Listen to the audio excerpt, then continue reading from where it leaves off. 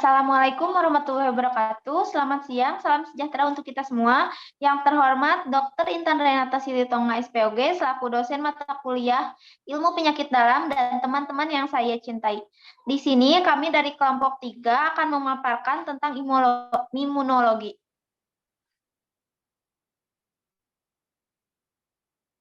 Sini kelompok 3 yang beranggotakan Malika Nurul Silmi, Adira, Siti Mariam, Alvira Fimelia Wafa, Sri Dewi Asi, Rizka Widianti, dan Ayu Fitriani.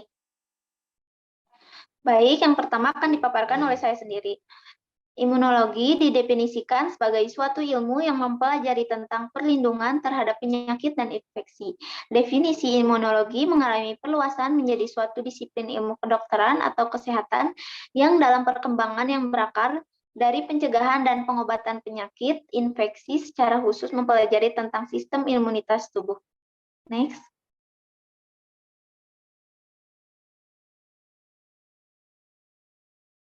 Selanjutnya, sistem imun manusia secara normal mempunyai kemampuan membedakan antara zat asing atau non-self yang dikenal sebagai antigen dan zat yang berasal dari tubuh sendiri atau yang dikenal dengan self. Next.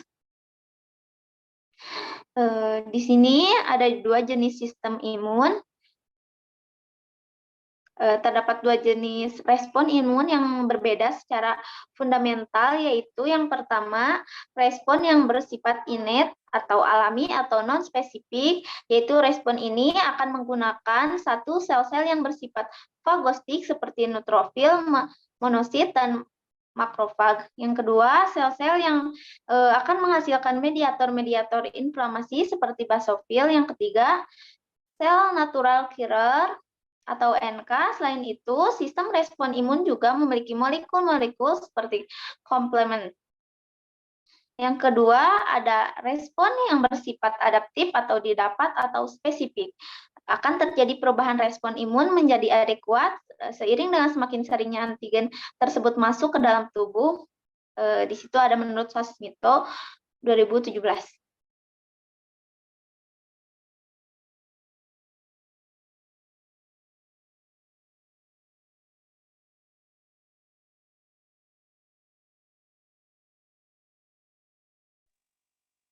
Selanjutnya, respon imun. Suatu respon dari semua komponen sistem imun secara bersama dan terkoordinasi untuk mengeliminasi antigen yang masuk ke dalam tubuh.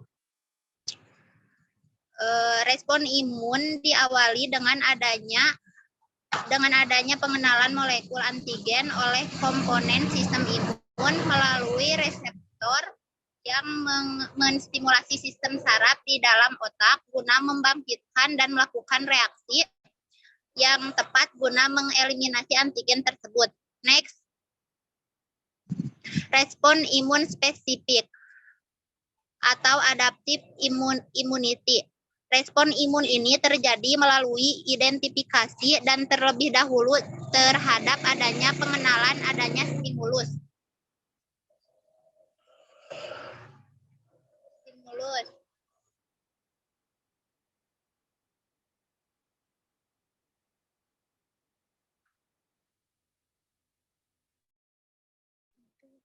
Oleh karena itu, molekul tersebut ukurannya sangat terbatas.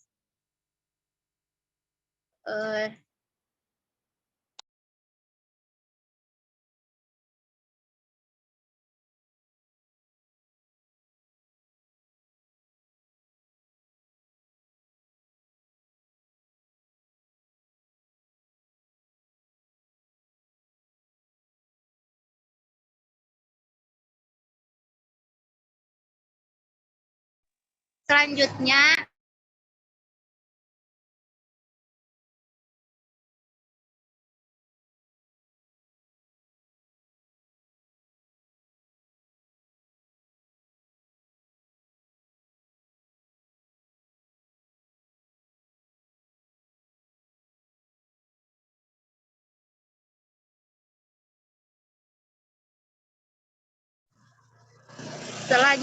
respon imun non-spesifik atau innate immunity. Respon tersebut Respon terhadap antigen yang dapat timbul walaupun tubuh sebelumnya tidak atau belum pernah terpapar antigen. Respon imun ini telah ada dan berfungsi sejak dilahirkan. Berfungsi memberikan respon dini terhadap antigen dan menginduksi terjadinya respon imun selanjutnya, yaitu respon imun spesifik. Fungsinya sebagai respon dini terhadap antigen, maka tentu saja komponen yang berperanan sebagai pertahanan utama, dan pertamanya adalah merupakan pertahanan fisik dan kimiawi yang meliputi enzim lisozim dalam air mata dan berbagai sekresinya, bakteri komensal, kulit, dan asam lemak, flora normal dalam vagina, mucus, silia, perubahan pH dalam saluran pencernaan, dan traktus urinaria. Selain pertahanan pertama, innate immunity juga membutuhkan peranan dari apa yang dinamakan sebagai dalam darah mediator inflamasi, sitokin, sel-sel polimerponuklear atau PMN, natural killer, NK sel, dendrit sel, makrofag, dan juga neutrofil.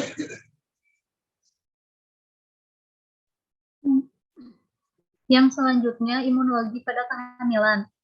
Imunologi dalam kehamilan, sistem imun dan reproduksi saling berkaitan. Peranan utama dari sistem imun adalah untuk memberikan perlindungan tubuh terhadap pengaruh benda asing dan hasil toksiknya.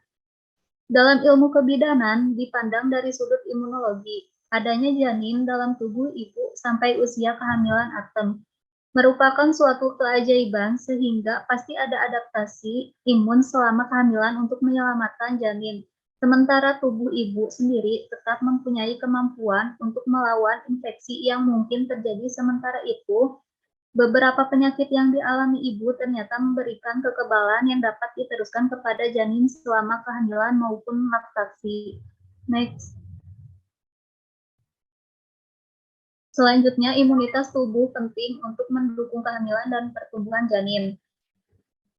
Sistem imun dan reproduksi saling berkaitan pada berbagai tingkatan, mulai dari saat pembuahan sampai saat laktasi. Peranan utama dari sistem imun adalah untuk memberikan perlindungan tubuh terhadap pengaruh benda asing dan hasil toksiknya.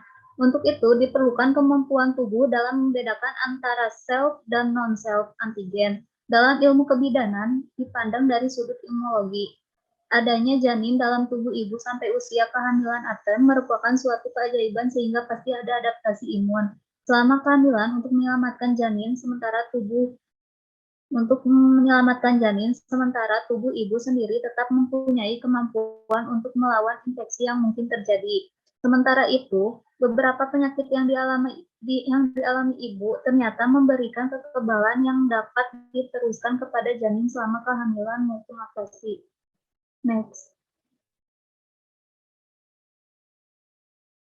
Yang selanjutnya, ada saat perlindungan tidak kuat khususnya pada infeksi. Kandungan ini akan menjadi lemah dan infeksi pada saat kehamilan bisa mengganggu viabilitas janin. Imunitas tubuh penting untuk mendukung kehamilan dan pertumbuhan janin. Saat perlindungan tidak adekuat, khususnya pada infeksi, keamanan ini menjadi lemah. Infeksi pada saat kehamilan bisa mengganggu viabilitas janin.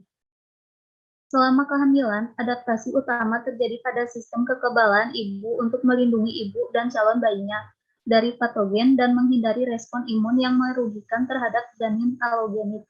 Meskipun ada sedikit bukti yang mendukung bahwa sistem kekebalan ibu secara global ditekan selama kehamilan, peningkatan resiko untuk jenis infeksi tertentu menunjukkan perubahan imunologi kualitatif yang penting pada saat kehamilan. Yang selanjutnya ada fetus, fertilisasi in vitro. Fetus terdiri dari antigen Ag asing bagi ibunya yang wajar bila timbul reaksi penolakan terhadap Ag asing. Dari sudut imunologi, abortus adalah reaksi tubuh ibu menolak fetus sebagai Ag asing.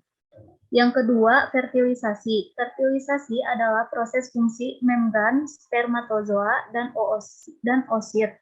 Pada proses ini, Ag membran spermatozoa masuk ke dalam oosit, menyatu membentuk membran zigot. Hasil pembuahan itu membawa dan mengekspresikan HLA suami di permukaan zigot dan bersifat sebagai Ag asing bagi ibunya.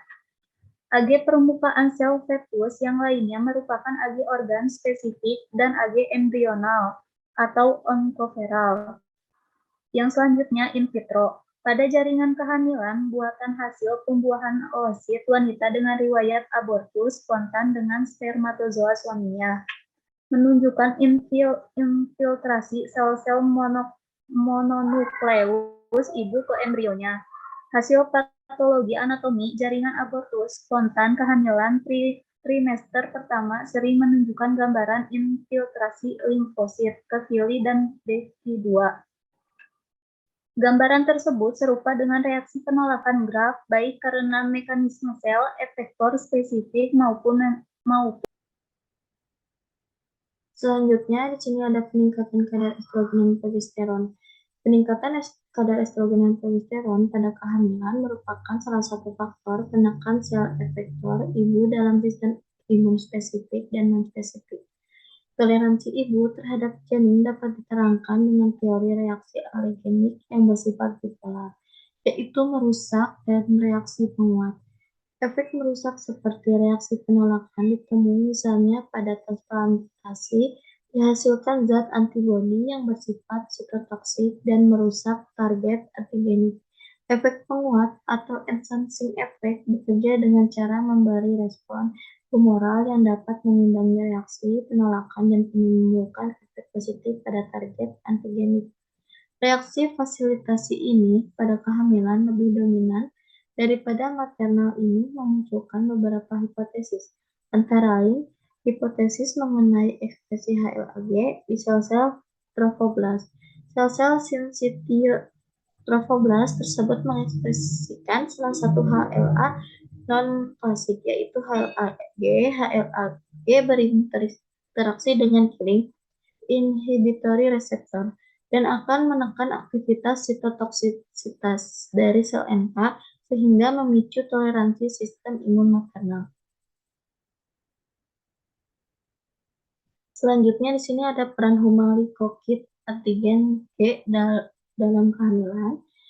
Saat terjadinya kontak awal sel trofoblast dengan endometrium ibu, sistem imun harus melakukan tugas yang berat, yaitu harus dapat merespon terhadap antigen yang berasal dari bakteri dan virus, tetapi harus dapat mentolerir sel janin yang secara genetik berbeda asalnya. Di antara semua mekanisme yang memastikan toleransi fetal maternal, HLA yang dihasilkan trofoblast tampak memegang peranan paling penting. Sitotrofoblast menghasilkan HLA-G dan sedikit HLA-C, HLA-E, dan HLA-F. Ekspresi HLA-G menunjukkan peningkatan gradien sel-sel invasif, yang menunjukkan bahwa HLA-G dibutuhkan untuk proses invasif. Kemudian, di sini ada adaptasi imunologi selama kehamilan, yaitu perkembangan blastosis di tempat implantasi terdiri dari bagian dalam, yaitu suatu massa yang merupakan bakal fetus dan bagian luar berupa lapisan trofoblast yang akan menjadi plasenta di permukaan feto maternal. Jaringan fetus dan trofoblast tampak sebagai dua graf hasil pembuahan yang terpisah. Jadi, Ag fetus maupun Ag trofoblast dapat merangsang respons imun. Kemudian, selanjutnya ada perubahan anatomi dan adaptasi fisiologi pada ibu hamil trimester 1, 2, dan 3. Selanjutnya ada sistem reproduksi. Sistem reproduksi terbagi menjadi 5. Yang pertama ada uterus. Uterus akan membesar pada bulan-bulan pertama di bawah pengaruh estrogen dan progesteron. Pembesaran disebabkan yang pertama peningkatan vaksulasi dan dilatasi pembuluhan darah. Yang kedua, hiperplasia dan hipertrofi. Yang ketiga, perkembangan DES2. Selanjutnya ada serviks uteri.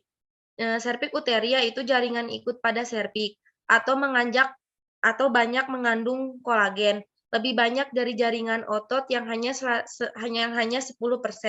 Estrogen meningkat, bertambah hiperpolarisasi serta meningkatkan suplai darah, maka konsistensi serviks menjadi lunak atau disebut dengan tanda Godel. Peningkatan aliran darah uterus limpe mengakibatkan kongesti panggul dan odema, sehingga uterus, serviks, dan isthmus melunak secara progresif, dan serviks menjadi kebiruan. Pada postpartum serviks menjadi berlipat-lipat dan tidak menutup. Selanjutnya ada vagina dan vulva. Hipervaskularisasi pada vagina dan vulva mengakibatkan lebih merah, kebiru-biruan atau livide, yang disebut tanda Chadwick. Warna portio tampak livid selama hampir pH sekresi vagina menjadi lebih asam. Keasaman berubah dari 4 menjadi 6,5 atau rentan terhadap infeksi jamur. Yang keempat ada ovarium. Sampai kehamilan 16 masih terdapat corpus luteum gradivitas dengan diameter 3 cm yang memproduksi estrogen dan progesteron. Lebih dari 16 plasenta sudah terbentuk dan corpus luteum mengecil, sehingga produksi estrogen dan progesteron digantikan oleh plasenta. Next, payudara. Payudara mamae akan membesar dan tegang akibat hormon somatotropin, estrogen dan progesteron, tapi belum mengeluarkan ASI. Mempengaruhi sel-sel ainsus dan menimbulkan perubahan dalam sel sehingga terjadi pembuatan kasein dan laktoglobulin sehingga mamae dipersiapkan untuk laktasi. Hiperpigmentasi pada areola atau menjadi lebih hitam dan tegang. Terdapat tuberkel motogmeri atau disebut hipertopi kelenjar sebasea lemak yang muncul di areol primer. Peningkatan suplai darah membuat pembuluh darah di bawah kulit berdilentasi. Next.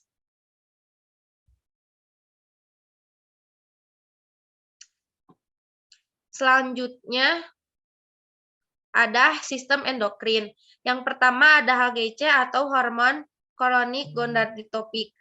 Gonadotropik kronik manusia atau HGC yang disereksi oleh sel trophoblast dari plasenta untuk mempertahankan kehamilan. HGC meningkatkan 8 hari setelah ovulasi, 9 hari setelah puncak LH pertengahan siklus.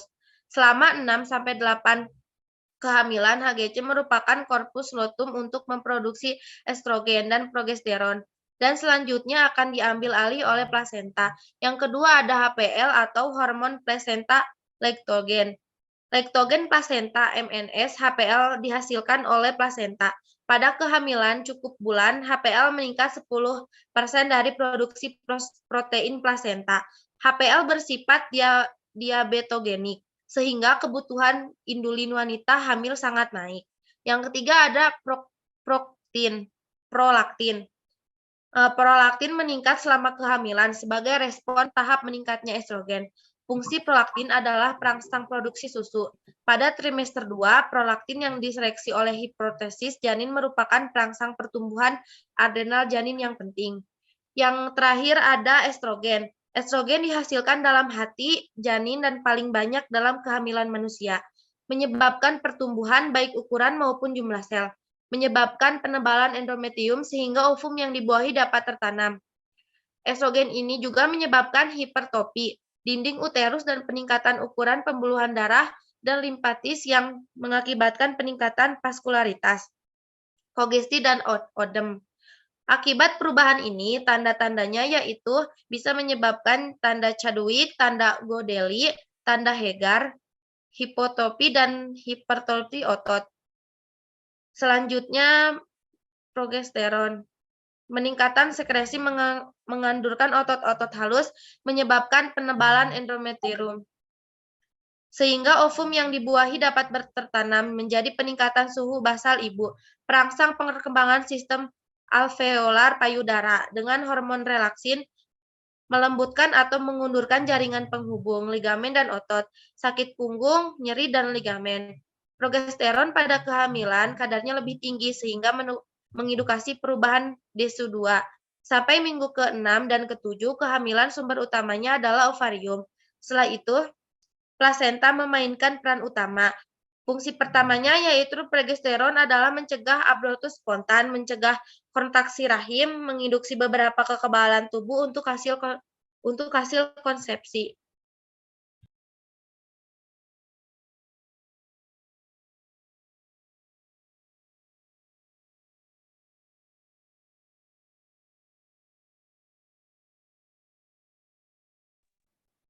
Baik, selanjutnya pada sistem kekebalan, sistem perkemihan, sistem pencernaan.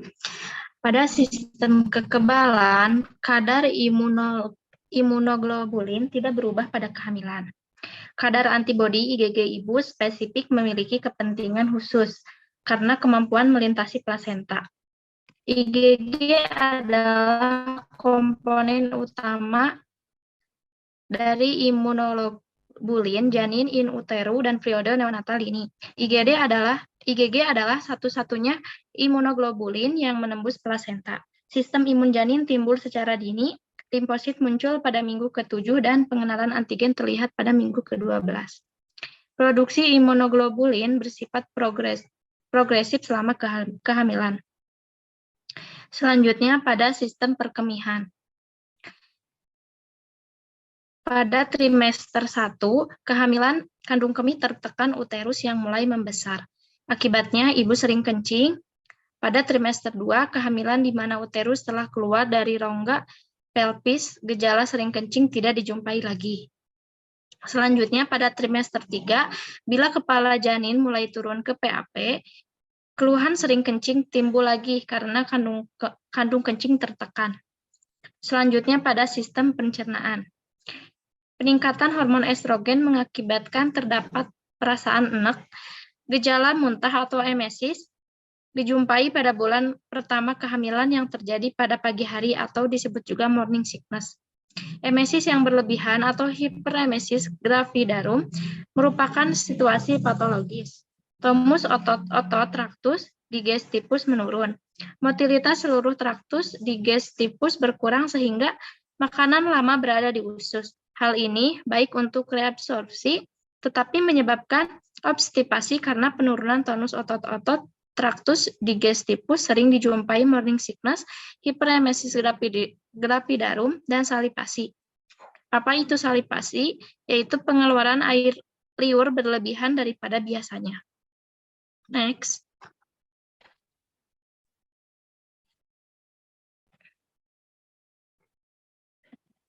Selanjutnya pada sistem muskuloskeletal. Nah, pada trimester pertama tidak banyak terjadi perubahan pada sistem muskuloskeletal.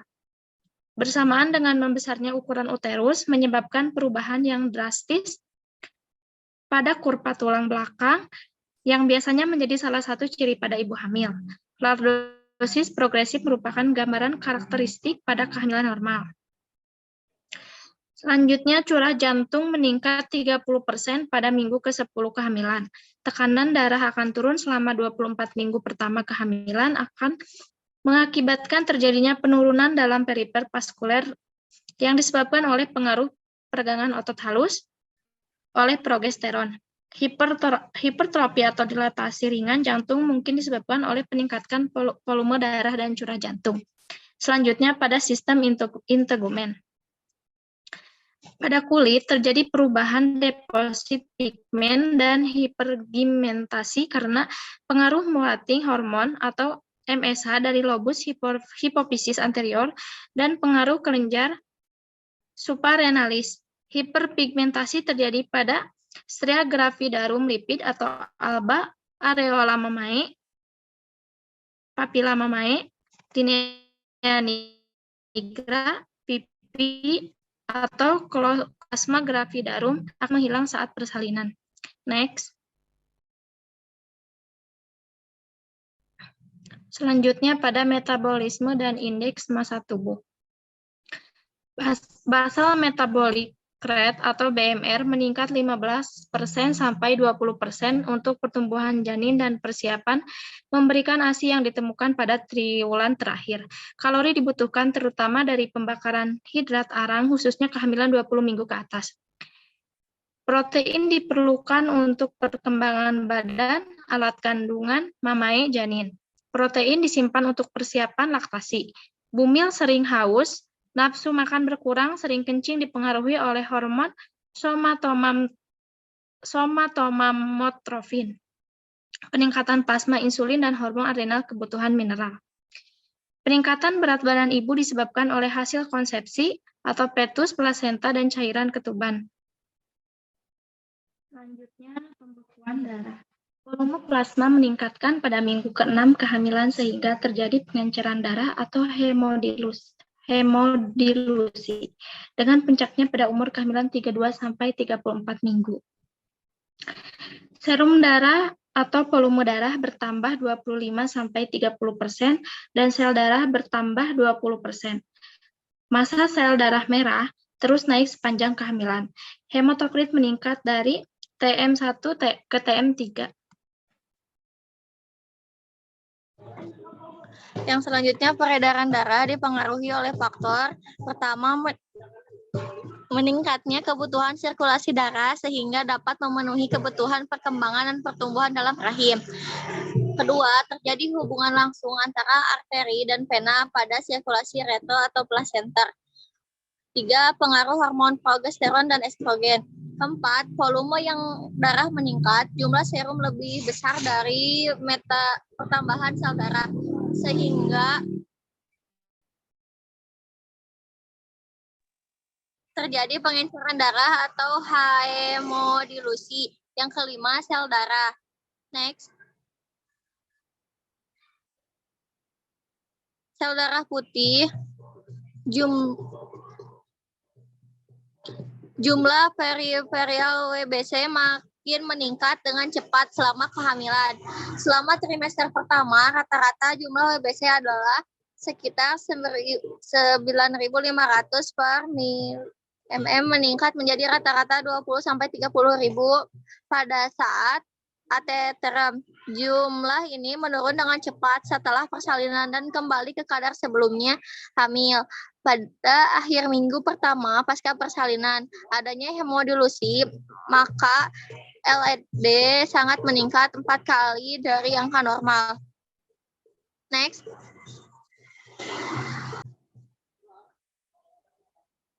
Perubahan dan adaptasi psikologi. Selama kehamilan, kebanyakan wanita mengalami perubahan psikologi dan emosional.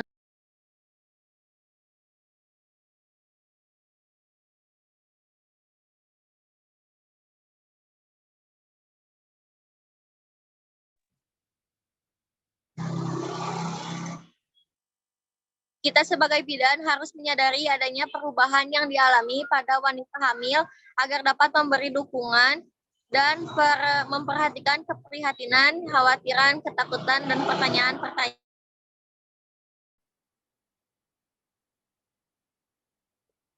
Berikut referensi yang telah kami dapatkan dari 10 buku. Next.